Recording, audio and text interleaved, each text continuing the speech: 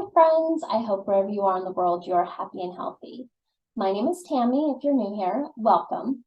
And if you are returning, welcome back. Thanks for joining me. I truly appreciate your support and interest in hanging out with me while I go on this little journey of self-care. So I have decided I'm going to start doing flip throughs of all of my decks. Why? I have too many. Do I love my collection? Yes, I do. Do I need almost 200 decks? No, I don't. I am not a professional card reader. I sling cards because I love the artwork. It's part of it's part of my spiritual growth. It's in self-care. You know, I love seeing the colors. I love the sound when I shuffle cards. It's brings me back to my childhood. So I just love Tarot and Oracle and Lenormand, and I love cards. Anyway, so I'm going to be going through my decks because some of my decks they get overlooked, and some decks get more love than others. And I need to kind of go through and be like, this deck no longer serves a purpose in my collection. And if so, then it needs to move on to someone who can truly give it the attention and love that this beautiful art deserves. So, yeah, with that being said, I am going to, and if you see this look happening in other videos, it's because I am behind. I had a horrible issue with my migraines, and I could not film or do much of anything for over a week. So now Now I am trying to play catch up. If I can speak today, that is. You might hear a lot of errors in my speech today. I need to actually probably sleep, but I'm not doing that because I have insomnia and it just doesn't happen anyways. So the next deck I am going to do a flip through for is my Ancestral Path Tarot. I got this deck in 1996. I remember because it was the year 1996. It is the year that I got married the first time, and I had moved to North Carolina. I didn't know anybody other than my ex-husband at the time. And he walked into a store one day, and when he came home, he said, "You need to go to the store. It has Tarot and Oracle, it has books, it has crystals, it has herbs, it has incense, it has candles. It's a metaphysical store and you'll love it." And I said, let me go. So I went and I picked up this deck and added it to my collection. A lot of my previous decks before that, I have already, let go at some point, with the exception of my very first deck. And this one, and maybe a couple others. But anyways, this is a very special deck to me, just because with this deck, I felt like the gates kind of opened and I understood tarot much more. And I could read the cards instinctually more so. I'm thinking, is that the word I was trying to say? I'll go with it, instinctually. I got it. So with that being said, so this for a while was out of print, and I believe in the last year or two, it was reprinted, but larger and maybe without borders, I think. Mine have borders because it is like the first, printing of it. I don't know if it's like necessarily first printing of it, but mass market deck.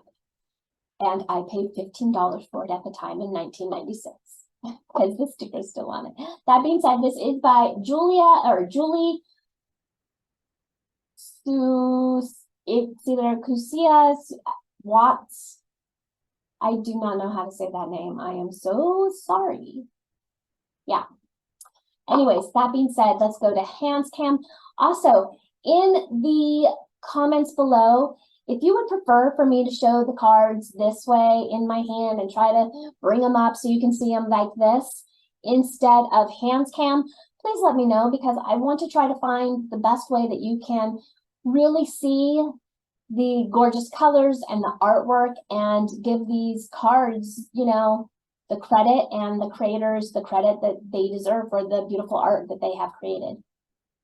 I don't know how many times you can say creative. Maybe that could be a drinking game. Anyways, all right. That being said, let's go to hands cam. Okay, so like I said, this is the Ancestral Path Tarot by Julie.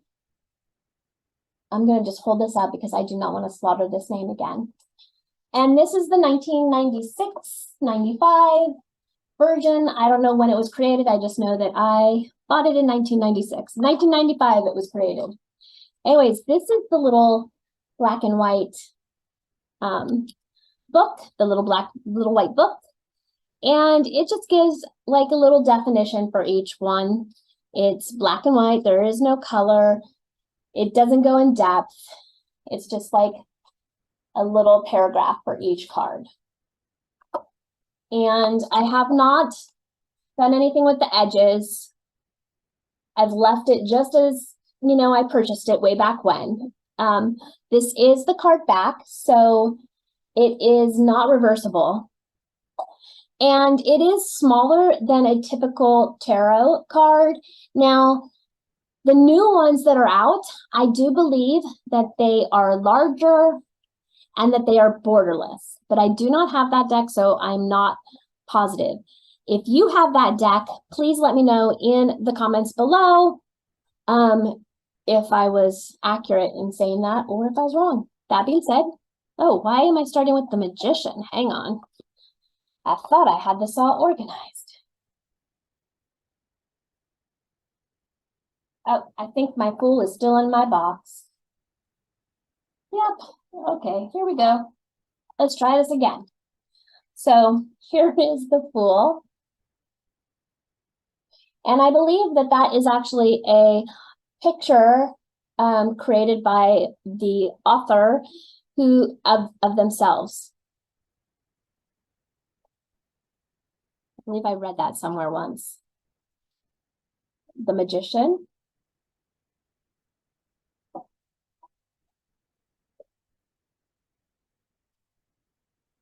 The High Priestess. The Empress. She's so pretty.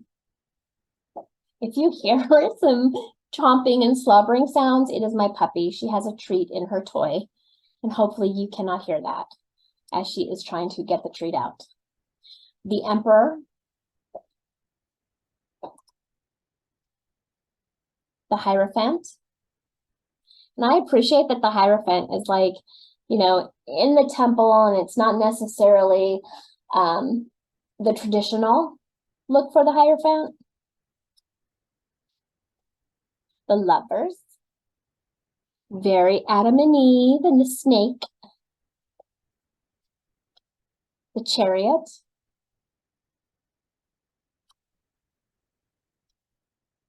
Justice. And she is blind with the veil on. The Hermit. That's a pretty hermit. Normally I don't like many borders, but I've never had an issue with the borders on this one. The Wheel of Fortune. I'm not quite sure why that is, because I mean, they're pretty decent sized borders on these cards. And I've always looked at it as if I was like looking out a window, like an airplane window, and this is what I'm seeing. So I've just never had an issue. Strength. And this deck is based off of different mythos and cultures. The Hanged Man, or the Hanged One, I'm sorry, with the baby. Death.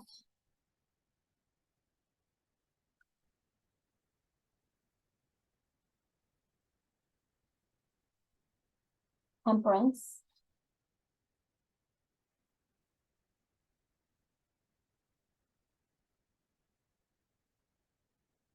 The Devil. See, now this is a devil card that I, you know, appreciate more than like when they do more like the what would be depicted as like Christianity's devil. I like these where it's like they're in chains and like temptation, and I just connect better with that. The Tower.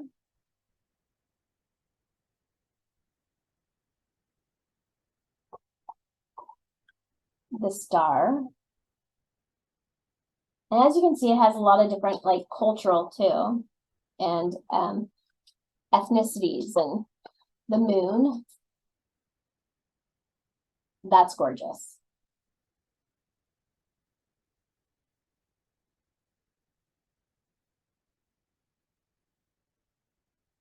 The Sun. Very Egyptian. Love it. Judgment.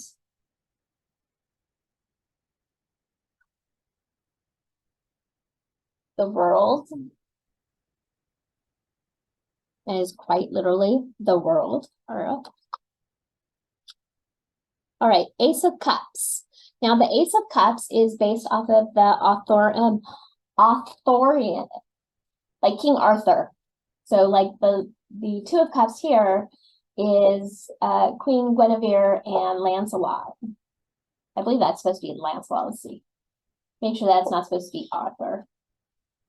I'm gonna just take a moment to look here. What's it say for the Two of Cups? Two of Cups is, oh, it doesn't quite say, but I mean, I guess that could be King Arthur also, either way.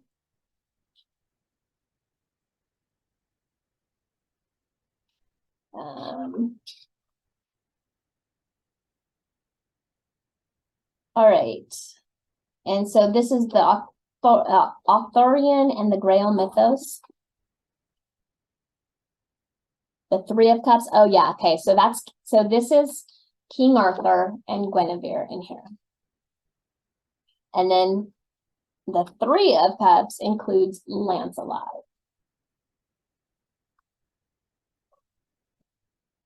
Four of Cups. Five of Cups.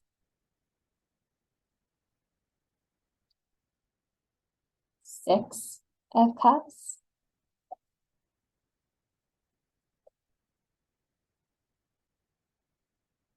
Seven.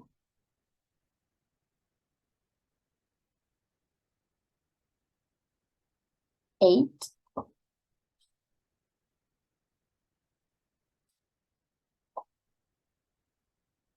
Nine.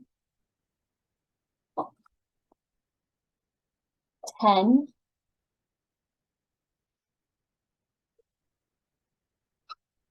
Princess. And that's Morgana.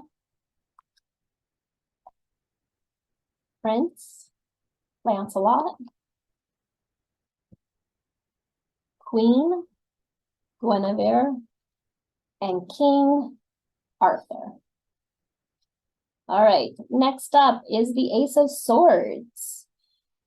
And the sword suit is a woman's epic song, details the Ainu people's relationship with their bear god and defines relationships between men and women, clans, tribes, and Ainu and Japanese cultures, it says. Two of Swords. That is a pretty Two of Swords. Three of Swords. Four. Five. Six. Seven. Eight. Nine. 10. Princess of Swords.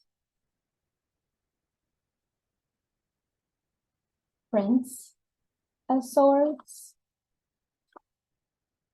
Queen, and I think that's supposed to be Pele.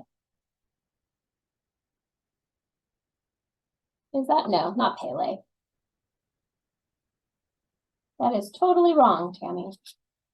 Let's see what it says here. Does it say swords? So no. All right. So Queen of Swords. Sorry. Queen of Swords. I just saw the rising from the water and the islands down below. So that's why originally I was like, wait, no, that's not right. Pele is Hawaii.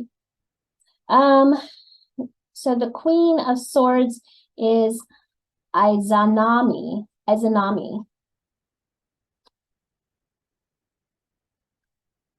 And King of Swords is Izanagi.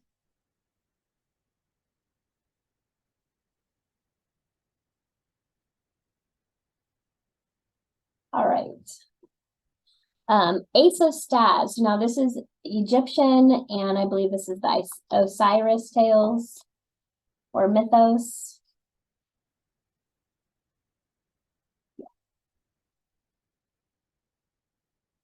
Two of Staves.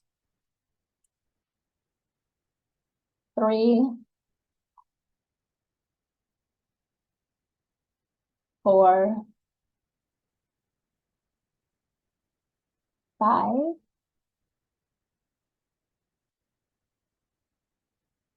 6, chariot race,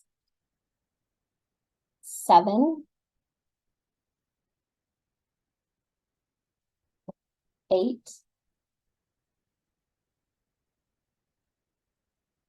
9, 10,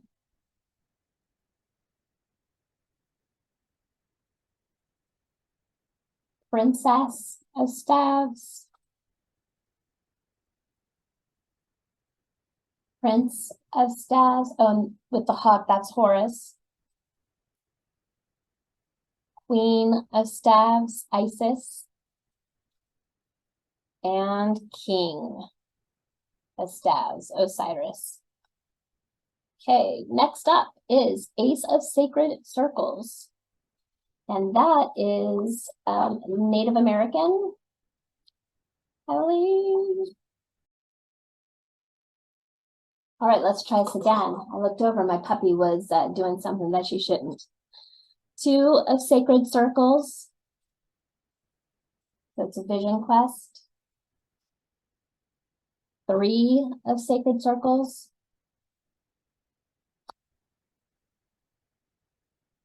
4 of Sacred Circles. 5 of Sacred Circles.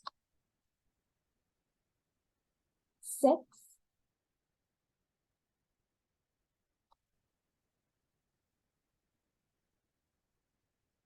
7. 8. 9.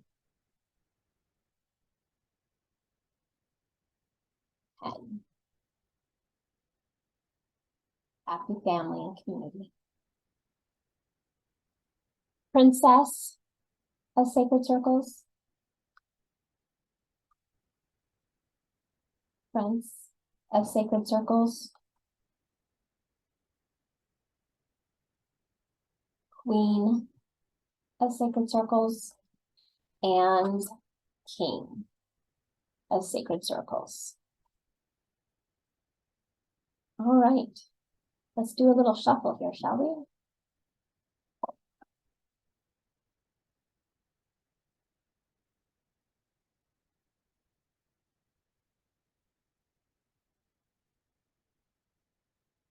I just love that sound. All right. And the card is 7 of Cups, which is usually like the, we have options kind of card. So let's see what the book says. The book says for the Seven of Cups. How much detail is it going to give us? Visions, omens, innate intuitions that rip the illusionary veil of everyday reality, or a determination to discover what lies behind the obvious, to confront the meaning and purpose of one's existence. Well, I would never have taken it as that, which is why I usually don't use books unless they have a lot of detail for me, or it has journal prompts, because I do, I've read so many books in the past, and I do read a lot of decks very intuitively, and I've always just associated the Seven of Cups with, we have several options, and although some things are set, other things are not, and you don't always have to just choose one path. There's just not one path. Anyways, all right, with that being said, I hope you have a wonderful evening, day, whatever it is, where you are. And until next time, stay blessed and stay beautiful. Bye.